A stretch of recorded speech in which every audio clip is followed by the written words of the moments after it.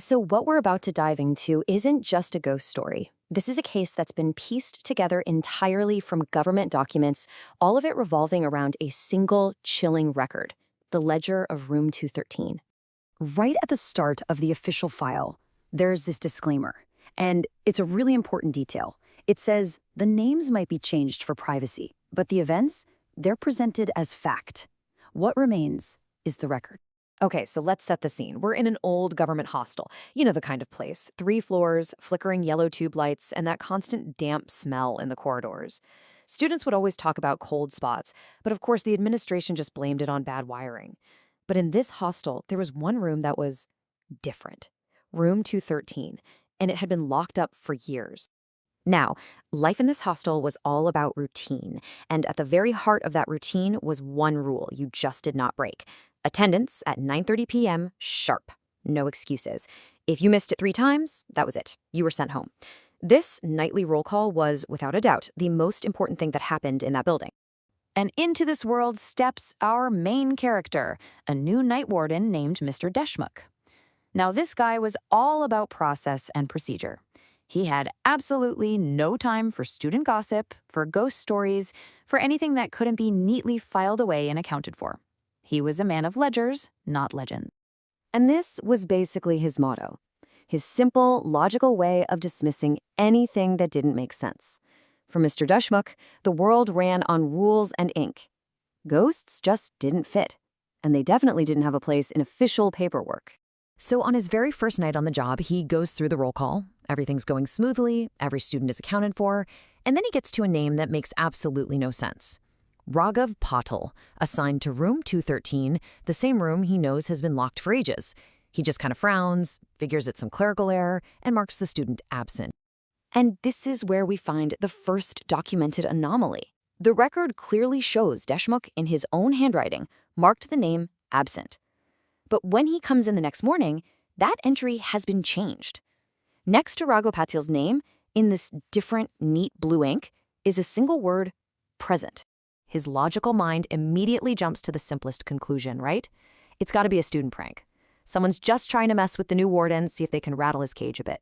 I mean, it's really the only explanation that makes any sense. But that whole prank theory, it started to fall apart pretty quick. This wasn't a one-time thing. Every single night, Deschmuk would mark absent, and every single morning it was changed to present. The report even notes it was always the same handwriting, always the same blue ink. He got so frustrated, he even ordered a brand new sealed register, opened it himself. It didn't matter. That night, the entry was changed again. Then came the night that changed everything. Mr. Deschmuk was running late. He was in a rush to get the roll call done, and so he just skipped over the name he thought was an error. He didn't call out for Raghav Patil of room 213. He broke the routine. And almost right away, things started to happen. Just after 9:30, the lights in the corridor began to flicker. He heard footsteps in the empty hall, slow, bare footsteps. They stopped right outside his office door. And then, 3 firm knocks. He opens the door. Nothing. An empty hallway. But when he looks back at his desk, the attendance register is open, and on the page, a new line had been written in that same blue ink.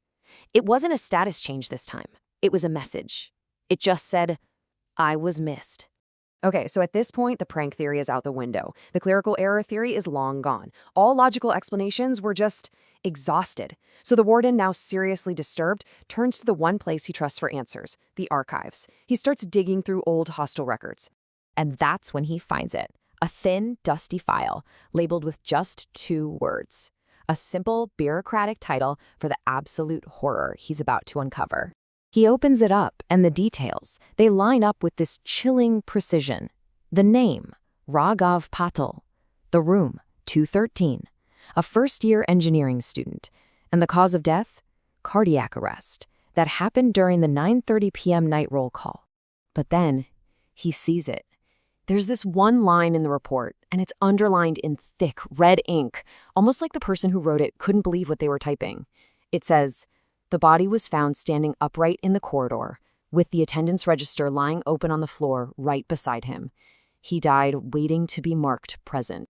So, the next evening, armed with this awful, impossible knowledge, Mr. Deshmukh doesn't skip the name. He walks down that hall and he stops directly in front of the locked, abandoned door of room 213. He knew what he had to do. The records implied it. The roll call, for the first time in years, had to be completed properly. The silence in that corridor was just absolute as he stood there staring at that door. He takes a deep breath, and he calls the name out into the empty hall. His voice, clear and loud. Raghav Patil. And for a long moment, there's just silence. Nothing. Just the hum of those old tube lights. And then a reply comes. A clear, polite voice. But the voice, it doesn't come from behind the locked door.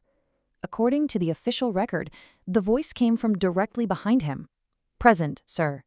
The next morning, they found Mr. Deshmukh unconscious on the floor of the corridor, and lying beside him was the attendance register, open to that night's page. 2 final entries had been made. Raghav Patil was marked present, and Mr. Deshmukh was marked absent. He resigned the very next day, never set foot in the hostel again. The official story ends pretty simply. Room 213 is still locked, and the hostel uses a digital attendance system now. But the unofficial story, the legend, that continues. Students still say that if you stand in that corridor at exactly 9:30 p.m., you can hear the faint sound of a pen scratching on paper. And that brings us to the final page in the file. It's a formal addendum attached to that 2009 incident report.